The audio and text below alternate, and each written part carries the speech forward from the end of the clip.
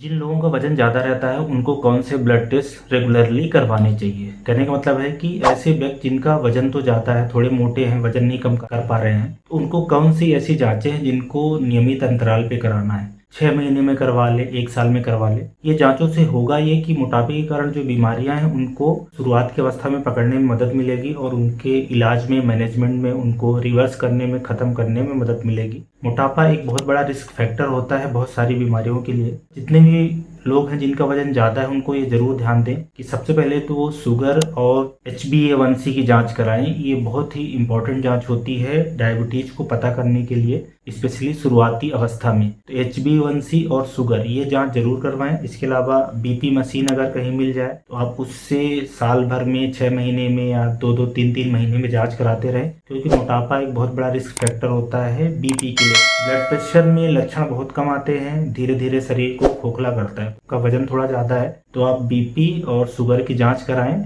इसके अलावा total cholesterol और ट्राइग्लिसराइड, जिनका वजन ज़्यादा रहता है उसमें ये दोनों बढ़े होने की संभावना काफ़ी ज़्यादा रहती है, तो इसकी भी जांच कराएं और इनको लिमिट में रखना। अगर बढ़ा हुआ है तो उसको कम करने के लिए दवाइयाँ भी आती हैं, खाने में भी सुधार करके आप इनको कम कर सकते हैं। इसके अलावा एक थायराइड की जांच करा लें। TSH हम लोग बोलते हैं, थायराइड स्टिमुलेटिंग हार्मोन। मोटे लोगों में एक संभावना रहती है कि हाइपोथायराइडिज्म हो गया हो, थायराइड थोड़ा सा कम हुआ हो। इसके अलावा एक जो बहुत इंपॉर्टेंट जांच होती है कराने की, वो है लीवर की SGOT-PT। ये दो एंजाइम है। जब शरीर के अंदर चर्बी आती है, मोटापा आता है, तो सेम फैट लीवर के अंदर जमा हो जाता है और लीवर को उसका अपना काम नहीं करने देता, और कई बार लंबे समय में या ज़्यादा जब फैट सेल आ जाता है तो लीवर के सेल टूटने लगते हैं, तो उससे SGOT-PT का लेवल बढ़ जाता है। स्टीएटोहेपेटाइटिस हम लोग बोलते हैं, या फैटी लीवर शुरुआती अवस्था को बोलते हैं। लोगों को लगता है कि फैटी लीवर होगा मतलब अल्कोहल पीने के कारण होगा, लेकिन उससे ज़्यादा कॉमन है कि मोटापा जिसमें फैटी लीवर होता है। तो आपको सोनोग्राफी की जांच भी करा सकते हैं फैटी लीवर देखने के लिए। अगर ज़्यादा मोटे हैं तो एक फाइब्रो स्कैन भी आता है, लीवर कितना सख्त है वो देखने के लिए, और ब्लड में भी जांच हो सकती है।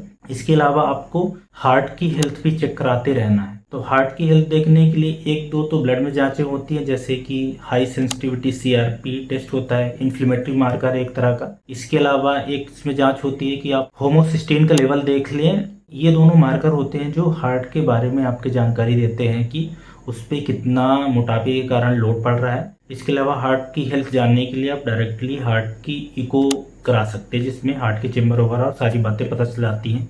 ECG भी करा सकते हैं। तो ये कॉमन टेस्ट हैं जो सारे ओबीज लोगों को, जिनका वजन थोड़ा ज़्यादा रहता है, उनको करवाना ही चाहिए। और कुछ कैंसर के रिस्क बढ़ जाते हैं मोटे लोगों में, स्पेशली जो महिलाएं होती हैं उनके अंदर ब्रेस्ट कैंसर का, पुरुष हो या महिला दोनों में कोलन कैंसर का, बड़ी आंत का कैंसर है। अर्ली डिटेक्शन के लिए स्क्रीनिंग होती है, तो इस पे भी ध्यान देना होता है कि इनका थोड़ा सा रिस्क बढ़ जाता है। इसके अलावा 1-2 हार्मोन है, जैसे कि टेस्टोस्टेरोन है मेल के लिए, फीमेल के लिए एस्ट्रोजन हार्मोन है, या इंसुलिन है, LH FSH का लेवल है। क्योंकि ओबेसिटी है तो कुछ ऐसी कंडीशन होती है जिसमें हार्मोनल इम्बैलेंस हो सकता है, और एक विटामिन D का भी लेवल करवा लेना चाहिए, क्योंकि ऐसा कई बार देखा गया है कि जिनका वजन ज़्यादा होता है उसमें विटामिन D की कमी होती है।